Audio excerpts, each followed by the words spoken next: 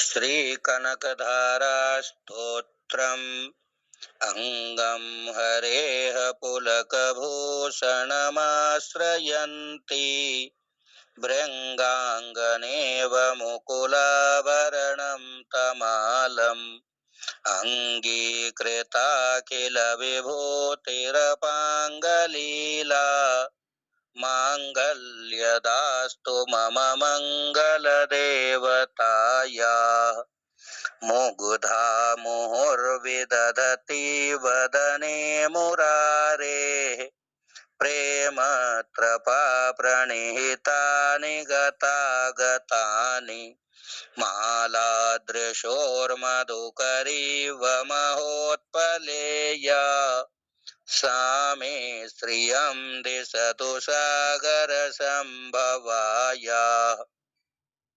विश्वामरेन्द्रपदवे भ्रमदानदक्ष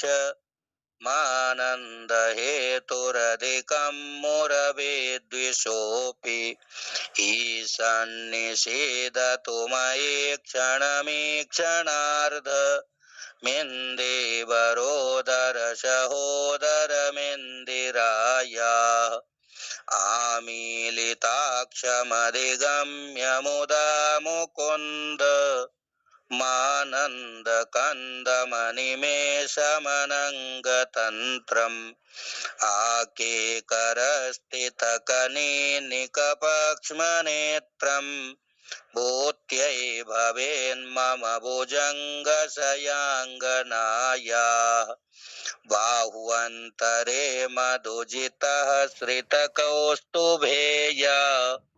हारावलीव हरिनीलमयी विभाति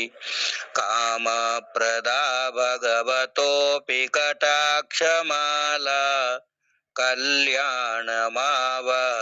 मे कमलालयायाः कालाम्बुदालिललितो रसिकैटभारेर्धाराधरे स्फुरति या तडिदङ्गनेव मातुः समस्तजगतां महनीयमूर्तिर्भद्राणि मे दिशतु भार्गवनन्दनायाः प्राप्तं पदं प्रथमतः किल यत्प्रभावान् माङ्गल्यभाजुमदिमाथिनिमन्मथेन मय्यापतेत्तदिह मन्तरमीक्षणार्धम् मन्दालसं च मकरालय कन्यकायाः दद्यादयानुपवनो द्रविणाम्बुधारा मस्मिन्न किञ्चन विहङ्गशिशौ विषण्णे दुष्कर्म कर्ममपनीय चिराय दूरम् नारायण प्रणयिनी नयनाम्बुवाः इष्टाविशिष्टमतयोऽपि ययादयार्द्र दृष्ट्या त्रिविष्टपपदं सुलभं लभन्ते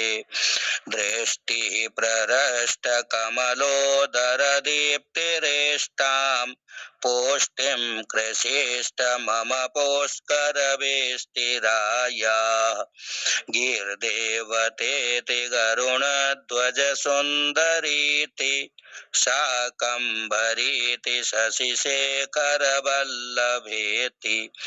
सृष्टिस्थितिप्रलयकेलिषु संस्थितायै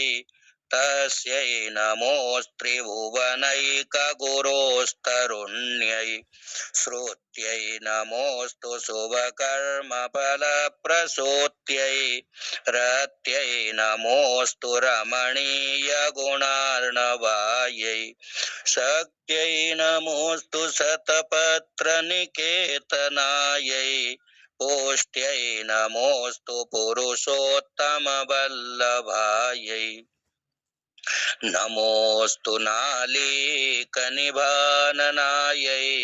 नमोऽस्तु दुग्धोदधिजन्मभूत्यै नमोऽस्तु सोमामृतसोदरायै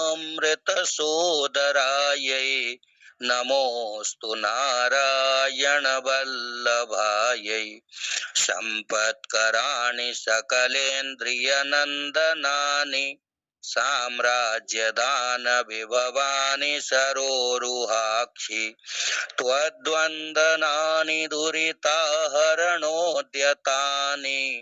मामेव मातरनिशं कलयन्तु मान्ये यत्कटाक्षसमुपासनाविधिः सेवकस्य सकलार्थसम्पदः सन्तनोति वचनाङ्गमानसैस्त्वां मुरारिहृदयेश्वरीं भजे सरसिजनिलये सरोजहस्ते धवलतमां कृतबन्धमाल्यशोभे भगवति हरिवल्लभे मनोज्ञे त्रिभुवनभूतिकरे प्रसीद मह्यम् दिग्गस्तिभिः कनककुम्भमुखावसृष्ट स्वरवाहिनी विमलचारुजलाप्लुताङ्गीं प्रातर्नमामि जगतां जननीमशेष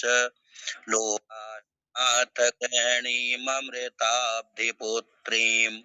कमले कमलाक्षवल्लभे त्वं करुणापूरतरङ्गितैरपाङ्गैः अवलोकय मामकिञ्चनानां प्रथमं पात्रमकृत्रिमं दयायाः स्तुवन्ति ये स्तुतिभिरमुभिरन्वहं त्रयीमयीं त्रिभुवनमातरं रमां गुणाधिका गुरुतरभाग्यभागिनो भवन्ति ते भुवि बुधविताशयाः श्रीभगवत्पादशङ्कर विरचितं कनकधारा स्तोत्रम्।